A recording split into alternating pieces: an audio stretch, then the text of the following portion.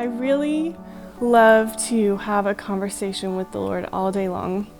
That story in the Bible, Simeon and Anna, they were waiting for the Christ child, and I love what is said about Anna, that she was in the temple night and day.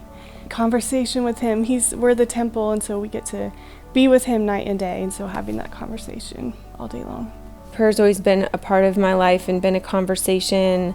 And then a friend was praying for me, and she looked at me and said, "You are a singing intercessor." And I remember just immediately going, "Oh yes, like that's my spot."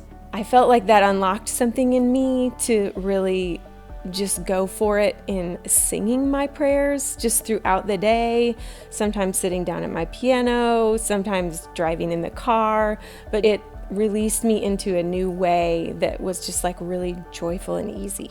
Alice and I try to just cultivate prayer in our marriage, and so praying any opportunity that we could get with people. So when the kids came along, we're like, well, how do you do that as they grow up? We tried to just expose them to prayer gatherings, prayer times in our house, just so that they were aware that, hey, this is just a part of life. And then, of course, anytime there was like a sickness or need, or we would learn some news where they would visibly see us be sad or anxious, like we started to quickly be like, we're not hiding this from our kids, so let's invite them into the place where we find strength, where we find power, where we find answers. So, I mean, that's a real common thing. Like if someone's not feeling well or nervous about something, even us, like I'll ask the kids to pray for me. Well, I just say short sentences. I don't say like really long sentences like my mom and dad do. But we go to this thing called Thursday night prayer. I really like it. Well, sometimes it's a little nervous when you get up there and pray with a bunch of adults and sometimes kids. But mainly it's really like God really does want you to pray, and sometimes things come to happen. Like my mom got healed when me and Kyra prayed for her. So yeah. So when I was first saved, the church that I was in, it felt like prayer was for a special group of people, and I didn't feel like that was me. Throughout my childhood, I was always a writer, and I process best that way, and I've journaled my whole life. One day I started recognizing that in my periods of journaling, I would be writing about my day or whatever, and I would start to direct my comments and questions to God.